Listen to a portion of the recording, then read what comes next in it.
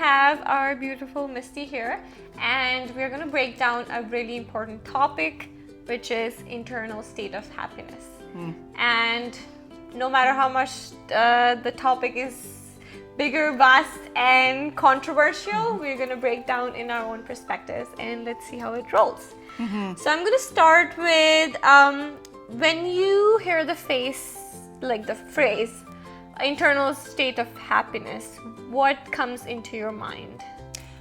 That's a really tough sentence or statement, because what is internal happiness? In defining that, I think by talking with a lot of people, there's misconception of what it could be, because a lot of people internalize external. And for me, internal happiness, which is to me very hard to get or understand. And like, am I faking it? Am I truly feel internal happiness? I don't know. But to me, it's a sense of contentment, peace, and fulfillment within yourself. And the thing is that life is imperfect, but you can still find a sense of self-worth and purpose and joy if you have the right mindset. Even amongst all the horrible things that are happening in the world, or, maybe, there's some things going on in your life, it's okay to have those feelings, but it's the way that you interact with those expressions of feeling and the way you utilize that, utilize those bad emotions, so to speak, to find a lesson in it and a positive lesson in it. I think then you can find more internal happiness inside. Internal happiness comes from things like self-acceptance, comes from living in alignment with your own values and understanding what those values are, is feeling gratitude. And not just gratitude for like those huge milestones, it's the mini gratitude that you find in everyday life, right? Feeling of purpose, emotional resilience, I think is really important. There are a lot of emotional people out there who do not know how to control it. Okay? There's a lot of that right now. And then that inner peace. What does that mean? So I'm currently still unemployed, but I was just telling Geet, I feel internal happiness when I'm not working, because I don't have time to self-reflect. I'm too busy. I'm trying to achieve success. I'm distracted by all those internal things like success, money, relationships, recognition, and possession, right? Especially like, I want to go on that next trip. I have to save up those 2 weeks to go. That's really important. And then I do it. And did I find really internal joy? Because I'm coming back to like a shit show of emails and work. Did I really enjoy my time? So, but internal happiness, all those external things, the internal happiness is what is the foundation that helps us remain grounded. And I think that when with those external factors change, because money comes, but then it goes.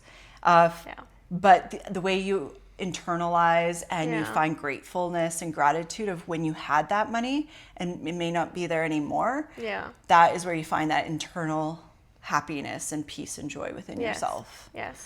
That's very beautifully explained. And you also touched to the point that it has changed over time, even for you, right? Internal state of happiness, what does it mean? As you said, you chasing this and that, and then it changed over time. A little bit about that. I used to want to go up the corporate ladder. I wanted to be the best. I wanted to make the most money, have those big possessions, big house, the cars, everything like that. I wanted that. Then I got laid off on my first really, like, it was my career. I got let go because of restructuring. That was a few years ago. And I was in panic mode. I felt that my identity got lost. I was worthless. And my world crumbled pretty quick. And then I had 8 months off and I reevaluated, like, what are my values? What's most important to me? Family was important to me. Now, this was right after COVID. So I had a really important job. I'm not going to get into that, but I had a really important job that I was ignoring my friends and family. Like, I feel like my marriage was on the brink of whatever. I kept canceling things with my friends and family because my job was the most important and I was doing something great. I look back and I'm like, I can't believe I put my family and my friends last over a job that eventually threw me away, so to speak. It was a great feeling to have at the time, but looking back, that the legacy that I leave behind, if I had passed away, heaven forbid I had passed away after that, the legacy I left behind was my family and friends were ignored, and my career was the most important. That's not a legacy I want to leave. Then I got a job. Then recently I got, again, restructured out. And I'm again reflecting about, because you go back into old habits, right? Yes. Yeah. And so for me, the problem was I had to reflect again what my values are and then bring those values and boundaries into the next job that I'm going to have. And I need to set those boundaries from the very beginning. And I did set those boundaries. Yeah. We'll go into more about like my light. My light was bright at one point, and then it dimmed as I kept working at this job. Yeah. It was also a toxic job, but like just it dimmed and dimmed and dimmed. And I was sacrificing more of my boundaries and more of my self-worth for this job. Yeah. And I don't want to do that again, because then I realized it happened, and it happened so slowly. But then people told me, they're like, yeah, your light dimmed. Yeah. Yeah. And in the last year. And I was like, damn, like I don't want that to happen again, because I have a bright light. I have a very strong energy about me. And to lose that because of a job, something that I have to have in order to live, that's not what internal happiness comes from. Yes. Internal happiness comes from all the other stuff that doesn't matter. None of the external matters. Yeah. It's just like, how do I appreciate and find gratitude in myself and the things that matter to me most? Yeah. That is very true. We touched based on a lot of external factors, and we also touched based on kind of when we buy certain things or we think we have or achieve certain things, then we are going to bring happiness. But it might bring it for a certain time and effort, like time period, but then it goes away because we are dependent, and our identity becomes like, oh, we are this and that, and when it's taken away, it's like, I am nothing. Like, what do I associate with? Right. Because when that job, my identity was my job. And then when that got taken away, the money, the prestige, the recognition, everything, I was left with nothing. Yeah. Well, like externally nothing. Mm-hmm. So I had to think like, I do have self-worth. Yes. But at that moment I felt like I didn't, because I used that external. Everyone's conditioned to measure worth through achievement. Yeah. And all of a sudden I lost that. Yeah. But I have been working on myself so that I do not lose that self-worth when the external things change, because they're always going to change. Yeah. And we all have to admit to that. We seek validation and belonging. We confuse pleasure with fulfillment. Yeah. External success is easier to measure by filling in internal gaps. And the thing is that those are just additions to life. But that's not who you are. Identity is really hard too, because when people are like, oh, tell me something about yourself. And most people are like, oh, I'm a mom who works in sales, and I'm a wife. Those are not really your identity. Your identity is like, and it's really hard to explain, but I think it resonates with you, is like, my identity is I'm a soul on earth who's learning. Yeah. Because all the husband, the job, everything, it could change, it can go away, and then you're left with what's perceived as nothing. Yeah.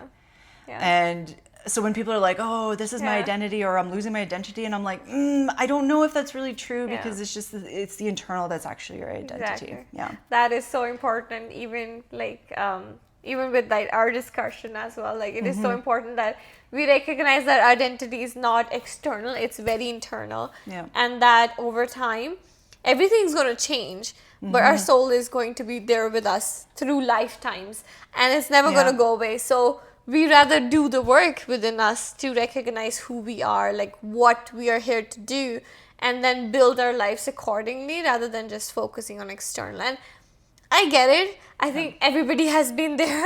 I see so many young people still they're like, oh, I gotta achieve this, I gotta do that, and I get it. I was there too. I was too. And I sometimes fall back into that line of thinking, because we're programmed, right? Yeah. The thing is I don't trust anything anymore. I don't trust social media. I don't trust governments. I don't trust big corporations, because they're all fueled by marketing and psychology. Yeah. Everything that they do is to elicit an emotion. Yeah. And we can't be emotional. Yes. Right? I talk about all of these things, like you getting a big chunk of money on a bonus, for instance, at your work, that elicits an emotion. But so does a news article elicits an emotion. Yes. But like when you're looking at internal happiness, you're not emotional. Yeah. You're more practical, and you're really like just it's a reflection. Yeah. It's just so much different, and I think people confuse that a lot too, right? It's, internal happiness is not an emotion. Yeah, that's very true. Now that we brought up social media and the internet world that we live in, there are so many young people, so many people our age that has been looking at Instagram or like Facebook, YouTube. Everywhere you go, there is somebody who's doing better than us, somebody who's achieving all the things. It's all fake. It's all fake. Even I do it. I'm like, oh, I create these beautiful posts with these like, filtered pictures, beautiful, and I post it out, and I have people who are like, oh my God, Misty, your life is fantastic. I wish I had your life. And I'm like, but they're not seeing all of the effort I put into making that life look great.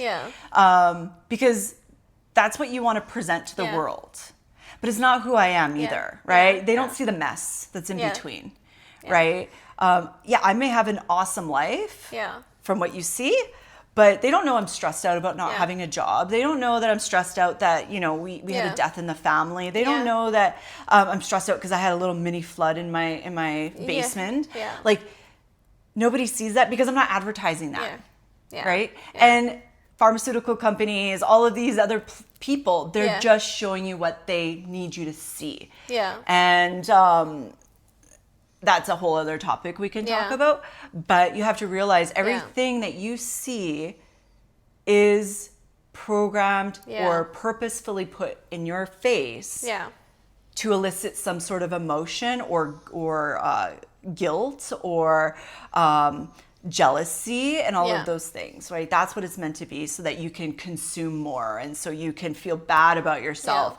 And also distract you, which is huge for me because unfortunately, I have to go back to work at some point. My internship for a trophy wife is going to be, coming up soon. And once I get a job, I may fall back into some of those bad habits because, I'm going to want to prove worth to my new employer. I want to show value. I want to put the effort in. I want to do a good job. But when am I going to have time to reflect about myself and work on myself? Find purpose, find gratitude in the little things. Because there's one thing that I really enjoy. I really enjoy drinking my coffee on my deck, slowly while, the sun's shining on my face, the birds are chirping. My husband had to go to a funeral today, actually. So he was able to come and sit with me for the first time ever. And he's like, this is nice. This is really nice. I'm like, I've been doing this every day and I don't want to give it up because it's my reflection time. It's a moment where I'm finding gratitude and thanking the creator or God or the angels or the universe. I'm thanking them for this moment because when I'm working, I usually don't even remember drinking my coffee or my coffee's left cold on my desk. And I don't see sun usually when I'm in an office. So I need to find gratitude, and I, you know what? In my next job, I'm going to be demanding an office with a window, and I'm going to set my boundaries so that I can have that moment where I go for lunch or have a moment to reflect during the day, because we have to do that for ourselves. That is so important, because I feel like also that we bring in value, and that's the exchange. We should not be exchanging it for our mental stress. It is the value that I exchange towards anything that I do. It's not the mental stress that I'm gonna be worth it towards my life, because it's not worth it in the end. I always say this though, is your life, the hours of your life are important. So when you buy something for $1,000, I actually count the hours of my life I had to give up to purchase that. And it puts you in a different perspective. You're like, is it worth X amount of hours of work for this? Is it going to bring me joy and happiness, this item that I'm buying? Because is it worth the time that I've already sacrificed for a job? And I think a lot of people don't think that way. They just spend, and then wonder why that they're working so hard. Because they have all of this stuff that they really don't need. And in my opinion, you need to have things around your life that bring you joy and value, or else it's not really worth having it. That's very true, because I know you mentioned that something shifted within your perspective, and you felt the shift that you needed to take time to yourself. And of course, it's not an easy journey for anybody who has to go through an internal shift. What is a profound moment that you decided that I need to change, or I need to put focus on my internal state of happiness? Because I feel like that's when it actually changes. Yeah, that's a tough one, because I struggle with that myself. I'm a human being, right? It happens. That's a tough one. So in one of my jobs that I had, the first job I had where I got let go, one of the VPs had told me, because I was working 18-hour days, I was stressed, I was crying, my marriage was crumbling, and I was I told him, because I started crying in front of him, and he's like, "It's okay, Misty, just tell your spouse that it's just temporary, that, he's just gonna have to wait." And I took his advice, because I was a zombie at that point as well, emotionally and physically. And I took his advice, and I look back and I'm like, that will never ever happen again. I cannot believe I took that advice. And it's okay to recognize you made a mistake. And I held myself accountable for that and apologized, and I made it up to my husband and my family. Right? I can't ignore the fact that I made a mistake. And now how am I going to avoid that next time? So even the next job that I got, I did set boundaries. I could have set them better, and I could have kept them better, I should say. However, I did keep those. I left my laptop at work every night. I didn't take it home. I didn't answer my phone, but I did stay late, and I promised myself I wouldn't do that. But you know what? I'm a work in progress. It is what it is. For me, it just was recognizing that I wasn't internally happy. And what actually sucks the most is that people recognized it. And I never want that to happen. So now I'm reflecting, and I'm going to I'm going to start working on myself again for the next time I get a job, because that's not going to happen again. Sometimes we have to focus on our strengths. And my strengths is that I want to leave a legacy. And I did leave a legacy where I've left, because a lot of people are like, we miss you. You've left a big hole in, your department or your organization, those things. And that makes me happy. But the legacy I want to leave is all positive, right? I don't want someone to be like, oh, Misty's light was dimmed. That's the last thing that they remember. That's not what I want. So it's all about legacy for me. It could be different for anybody else, but that's what I find purposeful, and that's what I hold myself accountable to. Does that answer your question? Yes. Okay. So bringing back to everyday small happiness, you mentioned you like to take your coffee, a moment to yourself. How does somebody does that when there's swamped with work, swamped with so many things, and they don't have any moment to themselves? They're just rushing, and I have been through that as well, until I realized that, okay, I need to just stop rushing myself and just be calm myself down. I'm gonna get it done anyways, but why am I stressing about it? So what's the small shifts or small daily things you can do for your own internal state of happiness? I mean, I think it's different for everyone. So what I have been doing, and this is, if people want to do this, it's up to them. I just started it this year, was I actually keep a running tally of all the things that I find gratitude in. And I have reminders on my calendar. If that's what it takes, that's what it takes, right? Is I have a reminder every week to sit down with my morning coffee on a weekend and be like, okay, what moved me? What do I hold gratitude for? And I write it down, and I just put it in my phone, actually. Then every month, at the end of every month, I actually force myself to review for the entire year. So right now, at the end of July, I'm going to review everything from January 1st till now. And appreciate what happened, because I think we forget a lot of things. That's beautiful. Yeah. Yeah. And I think we do forget a lot of things. Yeah. And because it's natural. We're just so busy. Yeah. We don't have enough capacity to like file fold things in your brain. So that has been helpful for me. I also have tapped my husband in to help me as well. Yeah. So when I'm going crazy, or when I'm not fulfilling what you think is good for myself and my soul, or for my family and friends, because I hold value to them, you need to let me know, because sometimes you don't recognize those things. Like I said, my light got dimmed in the last year in that one job, and I didn't recognize it, but people did. I should have been like, how am I doing, guys? Like, or maybe have a confidant to tap me and say something's wrong. Because you're just life and the pace of life is just so quick. So I know that people sometimes do meditation reminders for themselves during the day. I think your watch can have that application as well, like a 5-minute breathe. Yeah. And it's setting those boundaries. I unfortunately have a lot of confidence, and it could be perceived as cockiness. It can make people very uncomfortable. I am very confident in my skills. Maybe I come off strong. I don't know, but in particular with other females, I come across as someone to be competitive with, and I'm not a competitive person. Yeah. But when my light is just so strong and my energy is so strong, people who are miserable with themselves want to dim that light because they're not strong enough to get to your level. Yeah. So they essentially like try to bring you down, dim you down, so that they could feel better about themselves. And I think for me, I don't. That's why I don't have any female friends, I think, is because, or I'm very selective of my female friends, because I'm all about uplifting people. We all have a space up there. We all have a space at the top. We have the ability to be bright. Yeah. But it's those people who are very uncomfortable, and I do make a lot of people uncomfortable.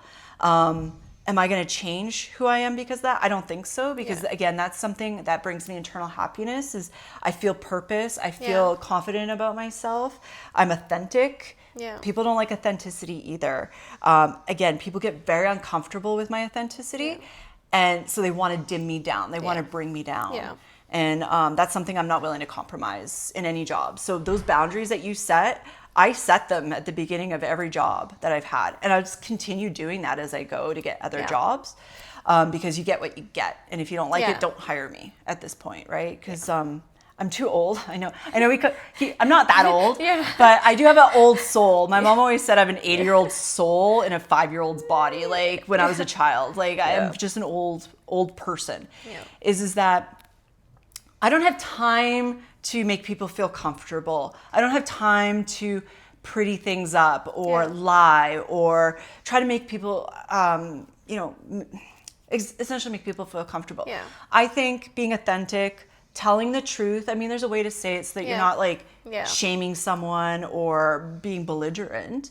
But I don't think there's a kindness in lying or covering things up to make someone feel comfortable. Yeah. I think being uncomfortable is a great opportunity for people to learn a little bit more about themselves, have some self-reflection and some motivation maybe to be better, right? And so I make a lot of people uncomfortable, and I'm not going to apologize for it. Maybe I can work on the way I maybe manage it a little bit, but boundaries and authenticity make a lot of people uneasy. Yeah. And if people like on your podcast are finding that too, don't apologize for it. Yeah.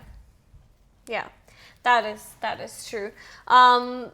Because as you shared the idea of like reminders and getting through the days and like, because we forget the good things. We only remember the trauma or the bad situations, but we also go through so many good things in life.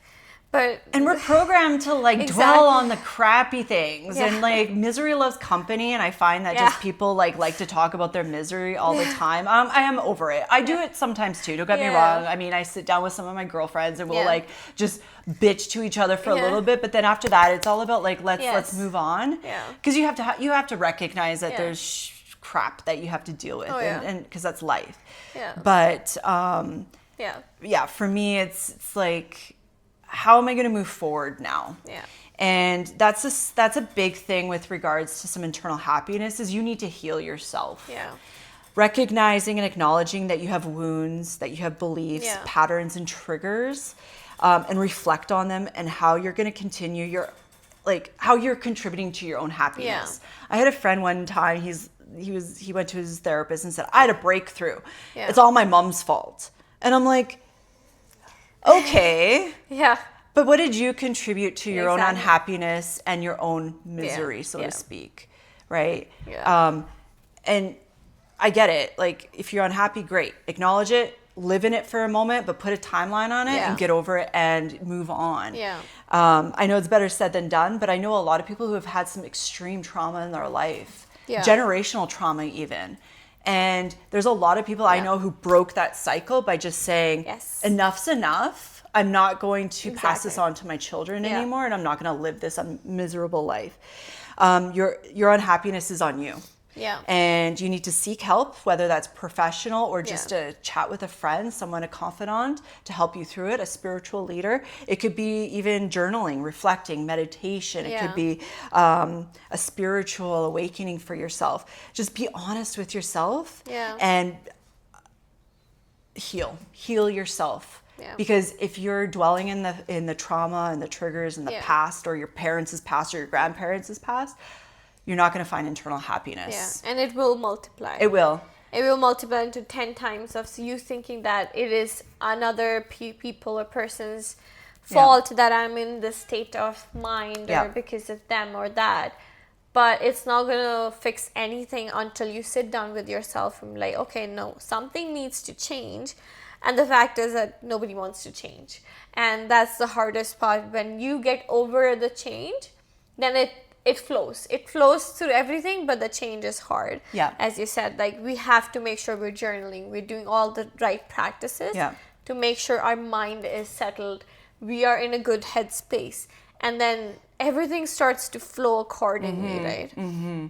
And that internal state of happiness is really, really important, because when we are struggling through so many external things, it can be hard, but we can also see it as a soul perspective, right? Yes. I want to say, like, I've been kind of analyzing my social media, my Google News, news articles, all of these things, and a lot of the words that they use are very emotionally triggering. Yeah, for sure. And what does that mean? It brings anger, frustration, fear.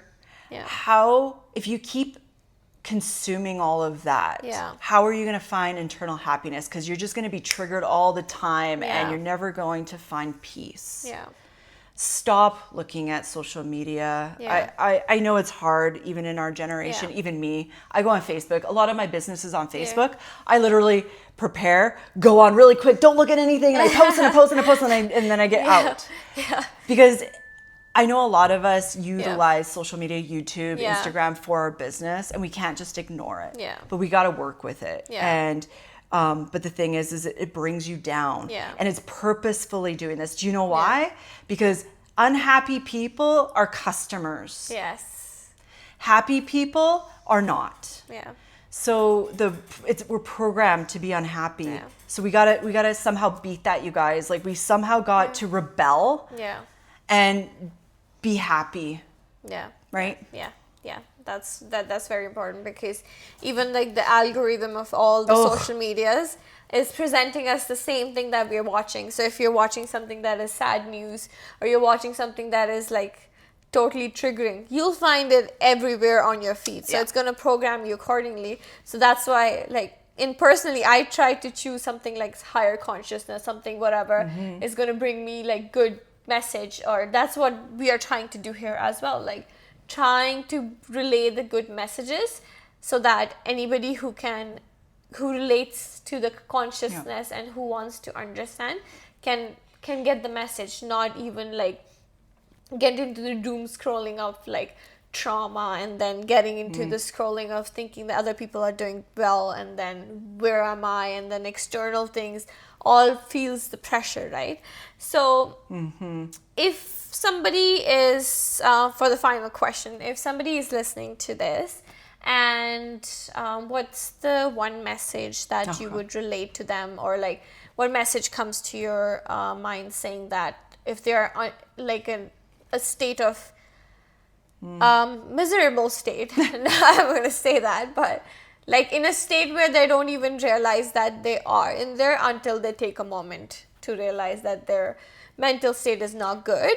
Yeah. Because sometimes we are just unaware. Exactly. Yeah.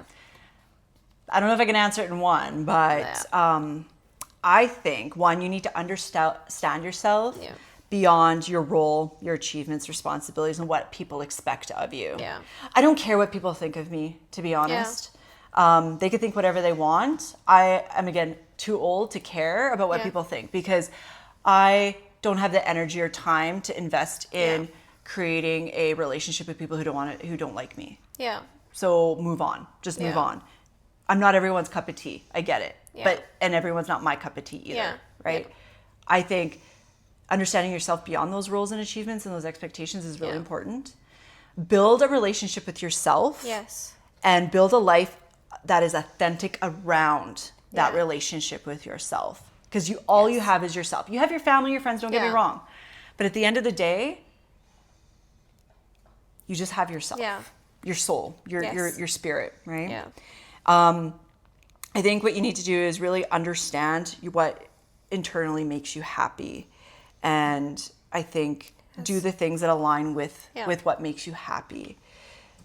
If you're distracted, maybe have a moment to talk with somebody about this that you trust from a spiritual aspect or from like a friendship aspect. It's just like, I need to work on myself. I need to be happier because what I'm doing now is not giving me satisfaction right now for self-love or internal happiness. So like, I could sit down with a few of my girlfriends who I trust, and they uplift me, and I always come out feeling like my cup is full and that my spirit has been uplifted. And then, a week later, it's down again, and that's okay. It's okay. But having those people to be with every month or every week or whatever really helps me bring up my spirit again. And it's nice too, because I can live my authentic self around those people. At work, you don't really have a choice sometimes, because it could get you fired. Let's be honest, right? They could find a way to restructure you, let's just say. However, the thing is that like, you have to not be yourself in some places, but you have to work or else you won't live, right? That's the problem. You're forced to be around energies and toxicity and all of these things. You're forced. So in my personal life, I don't deal with that. I'm like, you know what? This person's a little toxic. You're done, unfortunately. And I just toss, because at that point, I just don't want to put that energy. You need to be around people who have that energy that you want to aspire to or you want to be on the same level with. You don't want to be people who are down here, right? You want people who are up with you. And I think protecting your energy is very important. So that means who you hang out with, what you consume, what you do. If there's something you don't like to do, if you don't like going to the gym, then don't go to the gym, guys. Like just be honest with yourself. If the expectation is that you go to the gym because your boyfriend wants you to go there, but you're miserable, maybe you should have a conversation with boyfriend or even yourself and say, you know what, enough's enough. Maybe there's a different way that you can be active and fit. Sure, because maybe that brings value to you as being fit. But if you don't like going to the gym, don't do it. Go play hockey or go for a walk or a jog. I don't care. Just do what makes you happy.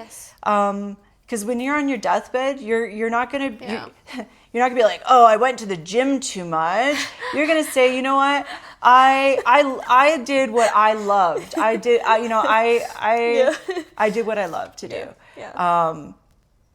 You do sometimes have more regrets people have more regrets on their deathbed, but they're never going to apologize for, they're not going to say, oh, I wish I worked more. Right? They're going to say, you know what, I wish I spent more time with my friends and family, because the legacy I'm leaving behind is that I was a workaholic, right? The legacy you want to leave behind is that person was a kind person. They were always there for you. They were able to like put their stuff down and go and help you when you were in need. That's the legacy I want to leave behind. That's very true. And thank you for answering that. Yeah. Because like, I hope I don't have to say that on my deathbed. Right? I went to gym too much. Right? But as you said, if it's not authentic to you, then don't force yourself. But make sure you're doing something that is uplifting yourself. Yeah. And what your soul is asking you to do. Because no matter how much we think we are like not connected to it, yeah. we're all the time connected to our higher self, to the soul, to the universe. We just need to like have an open ear to that. And internal happiness doesn't mean you're happy all the time. It's not like, woo, I'm happy. Exactly. I'm like, no, that's not reality. Yeah. Okay, life happens. Fear, anger, disappointment are all part of life. Yeah. And it's okay to live in those environments or that emotion temporarily. Yeah. It's okay because it doesn't define you. Yeah. Those moments don't define you. The thing is that it's the mindset. It's like, you know what? I got fired. Let's just say, as that as an example. Because a lot of people are experiencing that right now. They're being let go, restructured, whatever. The economy's crap. People are being let go. And they're saying like, you know, I'm worthless. This defines me now. It doesn't. Yeah. Wallow in it for a bit, then figure out what the next steps are. Yeah. What did you learn from that? Yes, right? exactly. What can you do better? Yeah. How can you achieve more?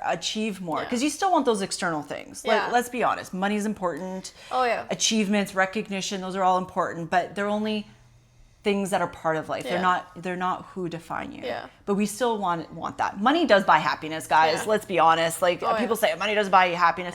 It makes you happy. Yes, it does when you yeah. can buy things that you like or, you know, go on that trip that you like. But we see a lot of famous people who have all the money and the fame and they're all committing suicide. They're all drug addicts, sex addicts, all of these things. They're not happy. Yeah. Because they're not actually doing things that, you know, I don't think they're reflecting. Oh yeah. I don't think they're self-reflecting on like what's most important. You do have some actors and actresses who do well with their money. They do a lot of humanitarian things. They find fulfillment that way. They live authentically. They don't live luxuriously like a lot of them do.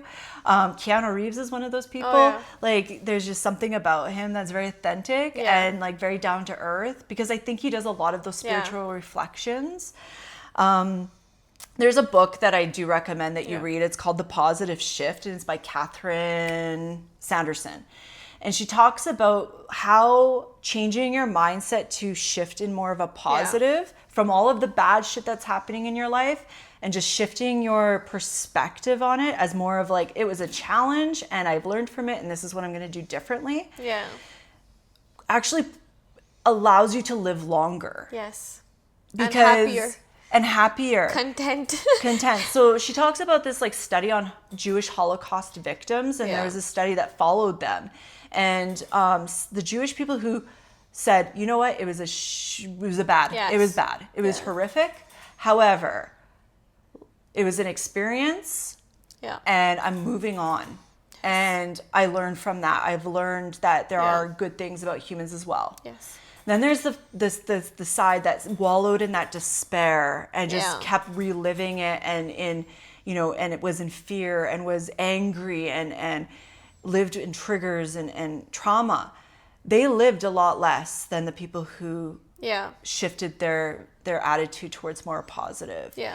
They also, because like now you have not only that, but like it's less stress, less anxiety, right, over that, and you're much more happier.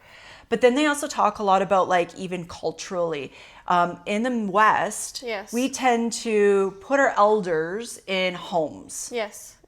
where they essentially aren't happy and they don't have purpose. Yes. And they can't find gratitude in life because the life that is in these homes is usually not very fulfilling.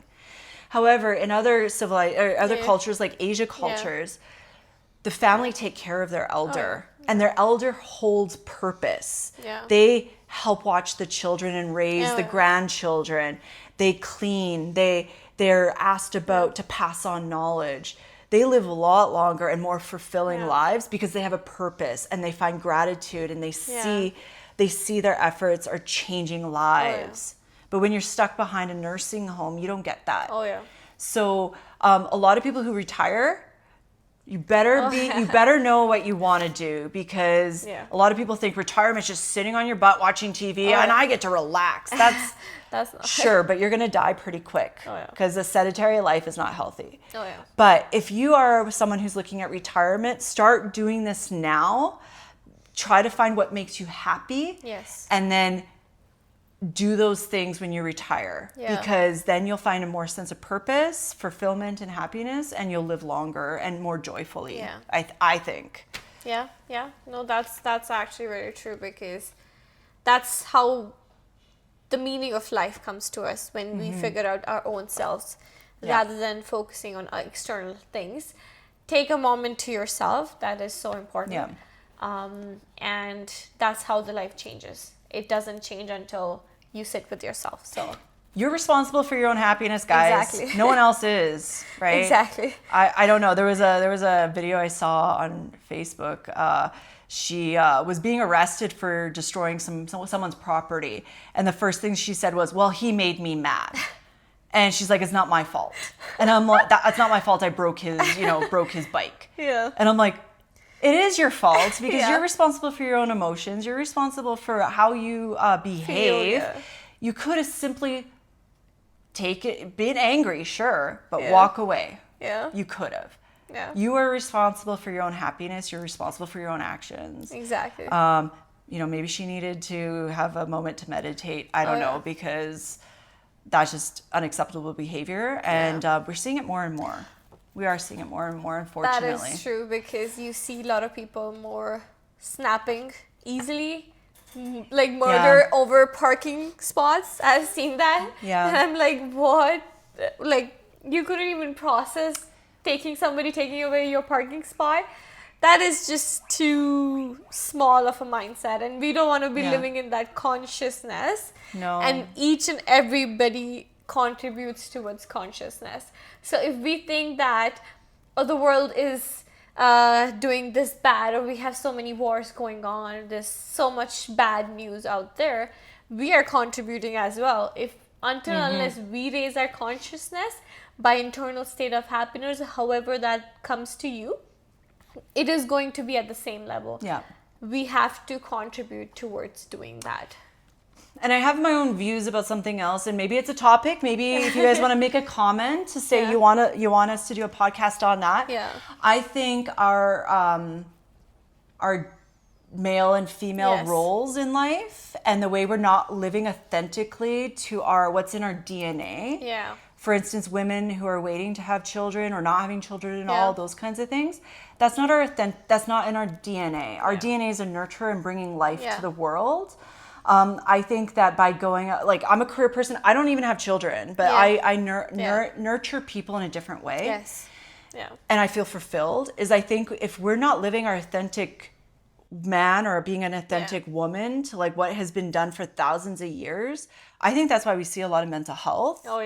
And a lot of issues around internal happiness, because we're not internally happy. I'm not internally happy working. I want to be a trophy wife for the rest of my life, but my husband says I'm not allowed to be. But that's the thing is like women used to be at home giving life, raising children, and that was fulfilling. And I'm not saying it's for everyone, but men used to go and hunt and protect and everything, and they're not doing that anymore. Are we losing our internal happiness because of these ideologies that are coming out about we should be more like a man, or a man should be more like a woman? I don't think that's what it is. So how do you achieve internal happiness when you're very confused about what your DNA is telling you, and your soul is telling you that you need to, this is not the right, you're not living authentically.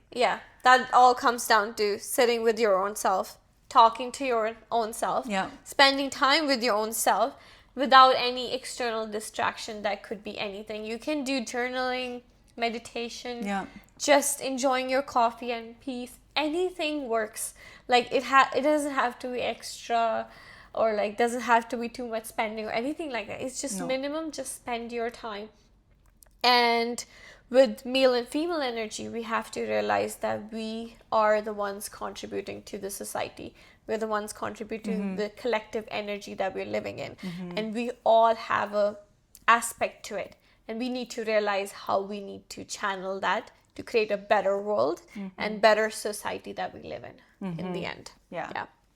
That's a big topic in itself. Oh, yeah. So if you want to hear more about feminism and masculine, that's a whole other topic. Put it in the comments if you're interested in learning more. Maybe Pete will have me back for that, because I have a lot to say about that. And it might not be mainstream thinking either. So just letting you know. Yeah.